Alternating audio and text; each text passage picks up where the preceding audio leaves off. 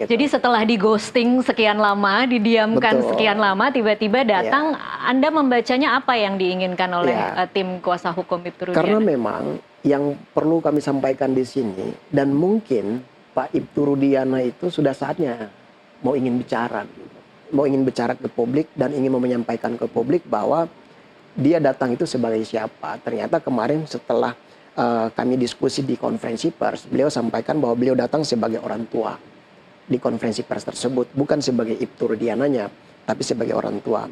Ingin menyampaikan ke publik bahwa anaknya yang meninggal dan kemudian hari ini dituduhkan terkait dengan kesalahan SOP, dia mencoba untuk mengambil seolah-olah dia adalah bagian dari krimum, padahal dia ini adalah di bagian dari narkotika Kanit dan narkoba, ya. kanit narkoba dan sebagainya. Nah, itu yang kemudian kemarin beliau mengklarifikasi di sana gitu.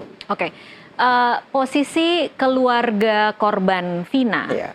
masih 100% yakin bahwa ini pembunuhan? Berdasarkan tadi yang disampaikan oleh Bapak tadi bahwa kalau melihat proses hukumnya yang sebelum-sebelumnya, makanya kami sempat bertanya-tanya sebenarnya kalau apabila tidak dilakukan semacam koreksi eksternal ya.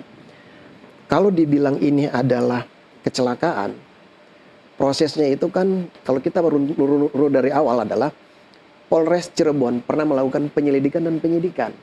Polda Jabar pernah melakukan penyelidikan dan penyidikan. Jaksa pernah mem-P21-kan dan melakukan dakwaan serta tuntutan. Hakim pernah memutus perkaranya. Lalu di mana yang salah? Lalu naik pada tingkat berikut, yaitu adalah tingkat banding. Bahkan sampai tingkat kasasi.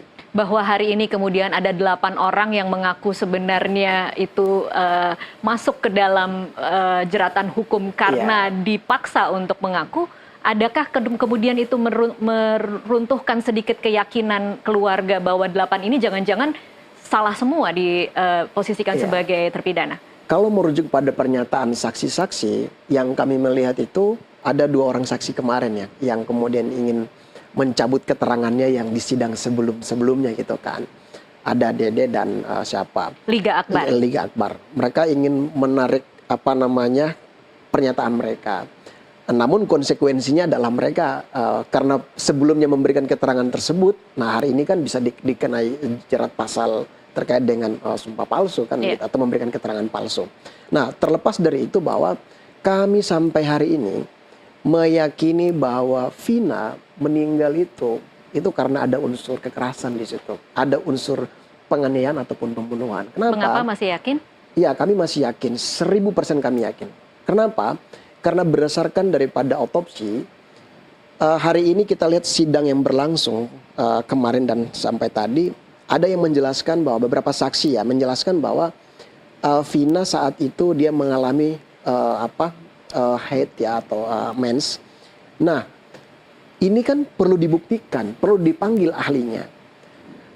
Apakah kalau memang misalnya orang itu dalam keadaan mens lalu tidak ada yang maksudnya ketika ada orang yang ingin melakukan pemerkosaan lalu dia bilang oh karena dia mens lalu dia tidak memperkosa, kan tidak mungkin. Yang namanya kriminal mungkin dalam keadaan mens juga bisa mereka melakukan pidana. Nah, jadi soal pernyataan-pernyataan mereka ini itu perlu nanti dibuktikan, perlu nanti dipertanggungjawabkan. Nah, skemanya untuk mempertanggungjawabkan itu adalah meminta ahlinya, mungkin dari tenaga medis, menjelaskan perbedaan antara darah yang hasil daripada sobekan pemerkosaan berbeda dengan menstruasi atau tidak. Ini yang kemudian perlu harus dibuktikan gitu. Jadi menurut kami terkait dengan saksi-saksi yang menjelaskan di saat sidang PK-nya Saka Tatal, menurut kami itu perlu harus dibuktikan bukan hanya berdasarkan daripada keterangan yang kemudian mengakui karena melihat saat itu bahwa Vina dalam keadaan haid. Nah, itu tidak seperti itu. Ingat di dalam teori hukum pidana yang dikenal tadi yang menurut Bapak itu kalau bahasa Latinnya in criminalibus probationes bedem exoluse clariores. Fakta itu harus lebih terang daripada cahaya. Berarti keterangan itu tidak saja membuktikan bahwa pernyataan dia itu benar, tidak. Tapi harus dibuktikan dengan hal lain. Kalau memang misalnya ini adalah dia menstruasi, maka perlu ada ahli yang menjelaskan.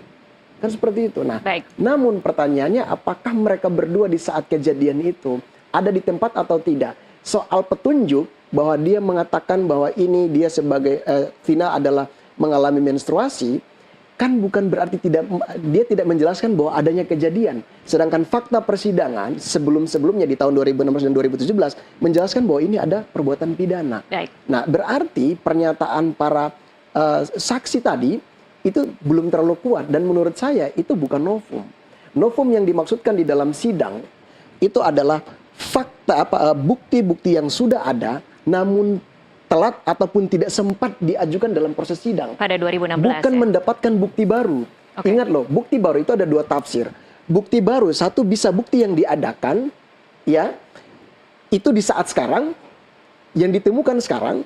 Nah, ada yang namanya bukti baru, tapi berdasarkan yang sudah ada, perbuatannya sudah ada, barang buktinya sudah ada. Misalnya, ada pedang yang saat itu tidak digunakan, lalu di dalam sidang utama itu dikatakan pernah digunakan. Ternyata berdasarkan hasil forensik terkait dengan pedang tersebut, menjelaskan bahwa ini tidak terbukti dan tidak digunakan dalam kasus pembunuhan.